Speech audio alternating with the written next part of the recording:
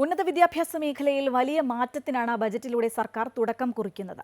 കൂടുതൽ സ്വകാര്യ സർവകലാശാലകൾ, വിദേശ സർവകലാശാല ക്യാമ്പസുകൾ എന്നിവയാണ് ബജറ്റിലെ സുപ്രധാന പ്രഖ്യാപനങ്ങൾ. ഇതെല്ലാം തന്നെ നയം മാറുന്നതിന്റെ സൂചനകളാണ് നൽകുന്നത്.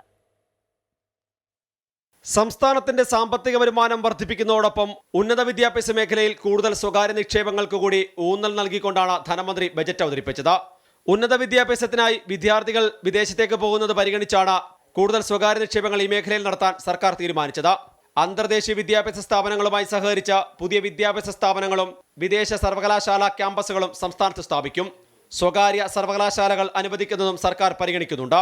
കേരളത്തിലെ ക്യാമ്പസുകൾ പുതിയ ഉൽപ്പന്നങ്ങളും ഉൽപ്പാദന പ്രക്രിയകളും വികസിപ്പിച്ചെടുക്കുക മാത്രമല്ല സംരംഭകരെയും വളർത്തിയെടുക്കുന്ന നിലയിലേക്ക് മാറുകയാണ്. ഈ മാറ്റത്തിന് സർക്കാർ നൽകുന്ന പിന്തുണയെയും മേൽപ്പറഞ്ഞ എഡിറ്റോറിയൽ പ്രശംസിച്ചിട്ടുണ്ട്. സർക്കാരിൻ്റെ പിന്തുണ കൂടുതൽ ശക്തമാക്കാനാണ് ശ്രമിക്കുന്നത്. സർ, AI പ്രോസസ്സർ വികസിപ്പിക്കുന്ന ഇന്ത്യയിലെ ആദ്യത്തെ സർവകലാശാലയാണ് ഡിജിറ്റൽ യൂണിവേഴ്സിറ്റി. ഇതിനകം 16 പേറ്റന്റുകൾ ഡിജിറ്റൽ സർവകലാശാലയ്ക്ക് ലഭിച്ചു കഴിഞ്ഞു. ന്യൂറോ സയൻസിൽ ഗവേഷണം പ്രോത്സാഹിപ്പിക്കുന്നതിനായി കേരള ഡിജിറ്റൽ യൂണിവേഴ്സിറ്റിയിൽ ബ്രെയിൻ കമ്പ്യൂട്ടിംഗ് ലാബ് സ്ഥാപിച്ചു. സ്ഥാപിതമായി 3 വർഷത്തിനകം 200 കോടിയുടെ സഹായം ദേശീയ അന്തർദേശീയ ഏജൻസികളിൽ നിന്നും സമാഹരിക്കാൻ ഡിജിറ്റൽ സർവകലാശാലയ്ക്ക് കഴിഞ്ഞിട്ടുണ്ട്.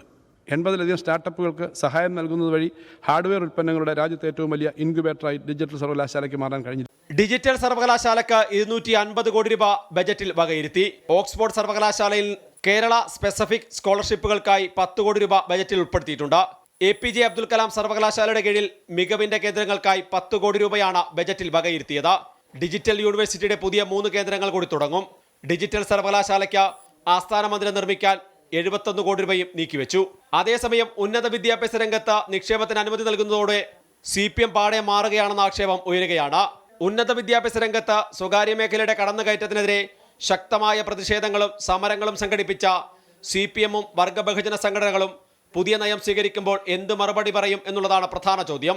നവ ഉദാരവൽക്കരണ നയങ്ങൾക്കെതിരെ ദിനംപ്രതി പ്രസ്താവനകൾ ഇറക്കുന്ന നേതൃത്വത്തിന് മുന്നിൽ സ്വകാര്യ നിക്ഷേപത്തിന്റെ വാതിൽ ധനമന്ത്രി തുറക്കുമ്പോൾ SFIയും DYFIയും ഉൾപ്പെടെയുള്ള സംഘടനകൾ നടത്തിയ സമരങ്ങളാണ് ചോദ്യം ചെയ്യപ്പെടുന്നത്.